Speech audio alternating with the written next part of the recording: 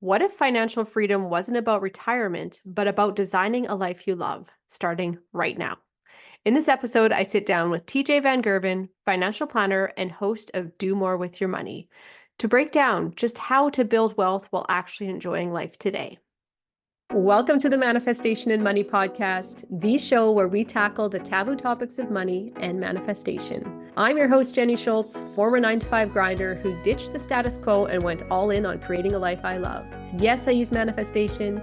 Yes, I took action. And yes, I created a 7-figure net worth before turning 40. Every week, I'll bring you inspiring stories with money mavens and manifestation masters. From learning how to make more, save more, and grow your wealth to unlocking the power of manifesting your dream life. I am so excited to play in this space with you. Let's jump into creating a life you love. Welcome to the Manifestation and Money podcast, TJ. Thank you so much for having me on. I'm looking forward to our conversation today. I am too. It's been a while since we've had a good old money chat on here. Please introduce who you are and what your story is. Yeah, absolutely. It's a great question. It's good to go through that once in a while. I started my financial planning practice back in 2018. So I graduated college in 2015. So it was a very quick journey to try to get to a point where I could be in a position to do things the way I wanted to do them. And basically started from scratch, trying to work with millennials, trying to do things a little bit differently, trying to create the financial planning wealth management practice that I would want to work with.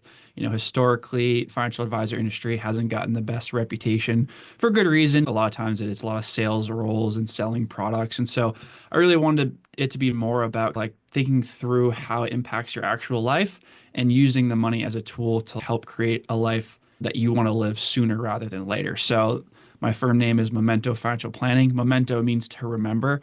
I like stoicism and this concept of memento mori. Remember that your time is finite and you want to use it to the full advantage of that time. And so really using the money as a tool intentionally to create the life that you want for yourself, not just accumulating to maybe achieve financial independence. And so this was the whole goal of creating the practice, was helping people understand their money, using it wisely. I kind of had an interesting background of how I grew up with money with my parents. And so that's what inspired me to get into financial planning. I love that. Can you share for a moment what your interesting background was? Because obviously you had some kind of a pull to inspire you to go into this kind Yeah. of career so quickly out of school. Yeah, it's a great point. So my dad always talked to me about money growing up. He was an immigrant from a Dutch family, and his father unfortunately passed away when he was a child. So he was one of six and really experienced pretty extreme poverty in the sense of what you could in America at that time. And so he was working from a young age, worked for everything he had, and money was very scarce to him and very emotional around him. So I experienced that growing up with. He went through different cycles with 2008 financial crisis and getting caught up in that and kind of losing a large part of his net worth and having to come back from that and seeing how traumatic it was for him. And then on the other side of the equation, my mom came from money, but didn't necessarily know how to manage it and didn't use it wisely. She also struggled with alcohol, and so that was part of her story. And so really seeing both ends of the spectrum, like one parent who came from money and thought it grows on trees, and the other parent who like worked so hard for money but had a scarcity mindset around there's never enough, or using like being so focused on trying to accumulate. Yeah, thanks for sharing that. That's an interesting perspective that you have, because lots of people growing up, it's almost like the household has one viewpoint, like you're heavily on one way or the other. So that's neat that you got to see the blend of it. For you, what does financial independence mean? So for me, financial independence means that there's different levels of it. I think in the traditional sense, it's you have enough investment assets where you can replicate your spending needs, and it's never going to be 100% that you're not going to run out of money, but with a really high probability of success that you're not going to run out of money. That's the traditional sense of it. So if you've heard of kind of like the 4% rule of thumb, which goes back looking at historical performance of like stock and bond markets, and basically you can extract 4% is this rule of thumb. So if you have $1 million in investable assets, you can take out $40,000 a year and never run out of money, assuming that you're managing it strategically. But there are also other types of financial independence where maybe you don't have that level of investable assets, but you can create income for yourself, whether you're self-employed or even if you are doing a job that's W-2, but you enjoy it and you can supplement using your investment assets. So that could be considered financial independence as well. I like the term work optional because a lot of times, even if you have enough investment assets, you still may want to work, but you have the option not to work. So that's kind of the fundamental idea, is that you have enough money that you can replicate your spending needs. Mm-hmm. That's a neat perspective that you have because, well, for me, I have an entrepreneur heart. I'm always going to be doing something until the day I die. That's just, I know it in my core. I just feel called to do that. But I think that idea of, especially in this gig economy, yes, I can get my investments to a point where they are covering a good portion of my income. And then I can go have a side hustle or something that I really enjoy. And maybe I can run it off of a beach somewhere in Mexico or wherever you want to be, right? That's a Yeah. very valid point. So you're getting that lifestyle piece in there. 100%. And it's great with technology nowadays. Like you said, a lot of people can't operate running like a mobile type service or operation. And I think a lot of people are scared about what's going to happen with AI and automation, all these things. But I think it's also going to open the door for, if you can harness those tools. I think as a solo professional, solo creative, whatever you're doing, there's going to be opportunities to create new types of income streams that you couldn't in the past, doing things that jobs that we can't even imagine. I think that, life is both short and long in different ways. And I think it's good to think about taking breaks throughout your life and actually using your money. I work with a lot of millennials who saw their parents work at one job for like 30 straight years just to accumulate, a certain nest egg or whatever. And then they retire. And then, a lot of times maybe they don't live as long as they expect to live and they've actually got to use their money. And so really taking this long-term mindset of, and that's the idea of remember your mortality, is that how can we use the money today? Obviously, we want to build good habits and take advantage of our money, but don't be afraid to actually use your money. Yeah. So using money. So in today's economy, inflation is going pew. So a lot of people are struggling with balancing saving, investing, and enjoying life. So Yeah. how do you recommend somebody structures their finances to kind of allow themselves to still live while saving? Yeah. It's difficult. I think I have a lot of empathy for, people that are just coming into the workforce today because the affordability is much worse than it was 20, 30 years ago, where incomes have not increased with the cost of living. And if you're looking to buy a house, for example, the down payment to get into these houses, like just to save up for that, will take you years a lot of times. So that's not necessarily a viable path for a lot of people. And I think a lot of the older generations think to their situation with how they got into real estate and how that's been one of their best performing investments. But they don't understand the affordability is very different for somebody just entering the workforce today. The good thing is technology has allowed us to access things like the world stock market, with very low transaction costs. So even if you don't have an income that allows you to buy real estate, you can still invest on an ongoing basis, again, into things like the world stock market, where you can grow with the best innovation of these companies around the world. And so the key is you have to learn how to live below your means, which is easier said than done. It's simple, but not easy. If you're not in a position where you can live below your means, you have to do everything you can to increase your income to a point where you have some margin to save, right? If you can get to a point where you're saving at least 10% of your income, that's a really good starting point where you can start to put away money, grow your net worth, and hopefully start investing in things that are going to at least keep up with inflation, but ideally increase above inflation, right? So if we're just putting money in our bank account, that's not actually keeping up with inflation. That money's actually losing value, unfortunately. And so that's where we have to get over that mental hurdle of always investing. Yeah, isn't that a sad fact that our money's sitting in our bank account or under a mattress or out in the backyard, wherever we have it stuffed? If you're not actively doing something with it, it's actually losing money. Like, Yeah, which is a hard thing, a hard pill to swallow. And it's counterintuitive if maybe you're just starting to get into investing. But, what feels safe in the short term is actually risky in the long term, and then vice versa. So, like, for example, like the stock market, we see it fluctuate, right? And it's going to go up or down 15% in a year, even when it goes up at the end of the year. And so we have to be comfortable with that short-term risk, and we have to plan ahead and put ourselves in positions where we have a cash reserve. We're living below our means, so we're not forced to liquidate our investments, or we have to have that margin of safety to allow time and compounding to take place. But again, to get in that position, we have to have an income that allows us to live below our means. So just creating good fundamentals, at least starting with awareness, understanding your numbers, how much income comes in, what is my after-tax income, right? That's what I actually have to work with. What are my fixed expenses? What are my debt obligations, right? Do I have high interest rate debt that I can pay down first? A big concept to understand is if you have debt, what is the interest rate on your debt? If it's higher than 6, 7%, paying down that debt is like getting a guaranteed rate of return, right? So with investing, let's say in the stock market, 8% a year is like a long-term expected return that's somewhat realistic. If we can pay down debt 8%, that's a guaranteed rate of return. So maybe it makes sense to focus on that first and then switch to investing. Yeah, there's very valid points in there. And you touched on something earlier, so I just want to ask because for me, I love real estate. I do have real estate, but like you said, now the game has kind of changed a bit, right? The cause of housing costs have gone up significantly and interest rates have gone up equally. Even if they are coming down slightly right now, they're still higher than they were, right? And let alone trying to save up for that down payment in this current world that we're in. Do Sure. you have some strategies for creating like an income stream through investing? Yeah, I mean, I think again, if even if you take a total world stock market approach, so for example, if you're just investing in, let's say, a total world stock market index fund, what does that mean? You're owning the collective stock market for how it's comprised, right? So the biggest companies are going to make the biggest portion of that. If you're just owning that, if we look back historically, you're going to outperform the majority of professional money managers. This is the crazy thing about investing is that simple and less effort actually outperforms more effort and more complexity. It's a really hard thing to understand, but there's not a correlation between more effort and better outcomes in investing. So just by starting with the world stock market and getting comfortable with the return expectations of that, that's going to give you the ability to grow your money.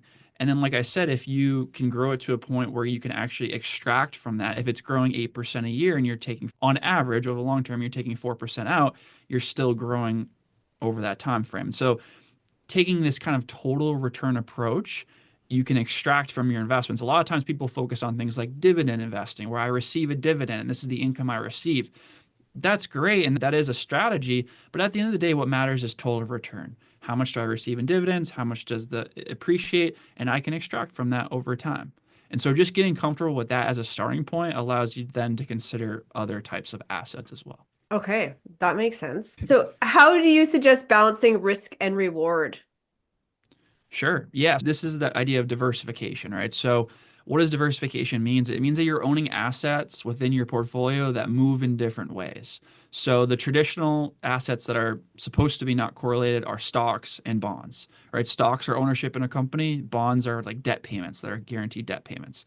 And if the stock market's down, the bond market is supposed to be more resilient. And so it's not going to be down as much, or it might even be up. So it might be negatively correlated to the stock market. And so by adding these two assets together, you're increasing the risk reward of your overall portfolio. There are other asset classes to consider as well, but this is the idea of basically, by adding different assets that don't move in the same way, you can increase the risk reward, meaning that you're getting more reward for less risk, meaning how much your assets, your portfolio is moving up or down in a given year.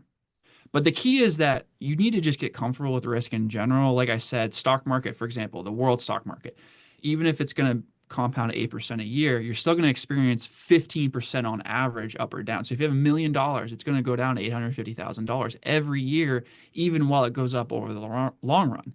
And honestly, the best thing that you can do as an investor is getting comfortable with the idea that that's just going to happen. That's part of investing. That's why you're compensated. And do you talk to your clients about the mindset around that? Because Yeah, there's probably people that come to you that are like, the market's going down, TJ, help, get me out of here, right? Yeah, 100%. There's a huge behavioral component to kind of educating people ahead of time. Here's the realistic expectations. And it's really important once you start living off your investment assets, right? Because it's one thing when you're not dependent on them and you have an income, right? You're working, you're still accumulating. But then once you transition to maybe you're just taking time off from work and you're going to live off your investment assets, you need to be really comfortable with the idea that, hey, we're going to have a dedicated cash reserve for you, maybe 12 to 18 months to kind of have a buffer between you and your investment assets. But you're going to have to weather that storm because there is going to be bear markets every 3 to 5 years. And then there's going to be market crashes probably once a decade. And so you have to be ready for the fact that that's going to happen. And you hope that doesn't happen right at that same time that you are trying to retire and pull Right. money from that, right? Every time we hit one of those markets, it's crushing to hear about the people that are in that point where they now need the money. And it's so, 100%. And I don't necessarily work with retirees all the time, but what I would say in that situation is, you would coach them and like, hey, listen, this is why we have cash set aside for 18 months, right? Because that's 18 months where that's the typical time that a bear market lasts, is about a year and a half. And so if we can withstand that and reduce your withdrawals from your portfolio over that time, then we'll be fine. And also, we might have several years worth of expenses in bonds. So even if the stock market is going down, right? So let's say you have a 70% stock allocation, 30% bond allocation, that 30% covers 5 years of living expenses. Again, you still have a buffer of 5 years. And so with proper planning ahead of time, you're planning like for that event to happen, kind of thing. so somebody came to you today and was like, I'm just starting out. I've got a little bit of money that I'm slowly, say I've got to that 10% point where I want to start putting it in something. What is a kind of strategy you would suggest to them? Yeah, so I would say fundamentals, right? So the first thing is, okay, so that's great. You're living below your means, you understand your cash flow, and you have a 10% margin of safety. Okay, number one, do you have high interest rate debt? I would say anything above like 5% interest is going to be more high interest rate debt. So maybe you want to consider paying that down at an accelerated rate. Do you have at least 3 months of living expenses in cash? Your income, how steady of an income stream is that? If you're more of a transactional type income, maybe you want more like 6 months of living expenses. Then once you determine your cash reserve, you have your cash reserve in place, and you have no high interest rate debt, then you look at your various accounts. Maybe you have tax deferred accounts where you're going to get an income tax deduction on contributing to that. So in America, it's like we have like a 401k where you're getting income tax deduction. That's up to, for example, $23,500. Maybe you fill that up. Once you fill that up, you might still want to do a Roth IRA contribution because that's a tax-free bucket for you. Maybe you have a health savings account. And then once you get past all those things, then you have just a taxable brokerage account, which is going to give you flexibility. This is a non-retirement account so that you can pull from. Yes, you owe capital gains taxes if you sell and you have gains, which is great, but it gives you that flexibility to where you should always be investing. That's money you can use for that down payment on the home. That's money that you can use to bridge getting access to your retirement accounts. The key is always be investing, basically. I love that in there. Yay, look at the capital gains is a positive because you've made gains. Yeah, That's exactly. Yeah. that's a fun little poke there. What is the best piece of financial advice that you've ever received? Man, that's a great question. I've received so much advice, so I'm trying to think to the best advice. I mean, it's definitely cliche, but investing in yourself when you don't have that income that allows you to live below your means, right? So don't get caught up in all this technical stuff that I'm even talking about when it comes to thinking through, your asset allocation and tax plan, all this stuff. None of that matters until your income is high enough that you can live comfortably below your means and translate your income to assets. So again, figure out the career that you want to be in or the industry that you want to be in, and then focus on increasing your skills and marketability within that industry. And then, yeah, don't be afraid to use the tools that think like an entrepreneur, even if you're an employee, right? Use these tools at your fingertips, whether it's AI, all the various tools to increase your marketability, increase your earning potential. I love to hear you speak in there. You keep giving nods to lifestyle. I'm all about lifestyle design. And it sounds like when you're speaking with your clients, you are like, how can you be creating that lifestyle you want? You're making an income in the field that feels good to you, right? You're not just slogging it out at some job. You're intentionally working your way up in something that you're actually enjoying doing, and then using those funds to support your future lifestyle. Absolutely. And I think if you can put yourself in a position where I'm a big fan of getting paid in equity, right? So if you can work for a company where you have skin in the game, where you are compensated if the company does well, then that's going to give you that opportunity to have these kind of windfall type moments where all of a sudden, if the company does really well, maybe your stock compensation doubles, triples, quadruples, etc. Now you have some money to take time off on your own, pursue self-employment, etc., and be willing to walk away from negotiations. That's huge, right? That we know the data behind changing jobs. The more frequently we change jobs, the better our compensation is going to be. And that's just the reality. Yeah, definitely. You've dropped so many little nuggets throughout this conversation. And where can people reach out to you and find more of your wisdom? Yeah, so I have a podcast, Do More With Your Money, available wherever you stream. So check that out. And then mementofinancialplanning.com. You can learn anything you want there. Okay, awesome. Thank you so much for joining me on the show today, TJ. Thank you so much for having me. Do you want to take your manifestation game to the next level? Join me for the month of March over on YouTube, where we are building momentum with the Manifestation March. We're talking bite-sized daily inspiration, mindset shifts, money magic, and action steps to create the abundance that you deserve.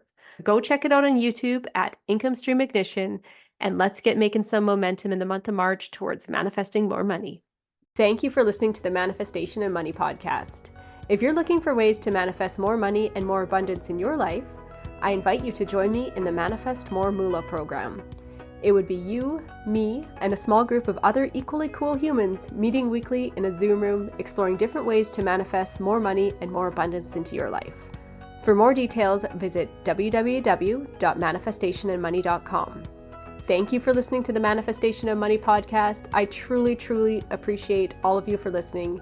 Cheers to creating a life you love and the income streams to support it.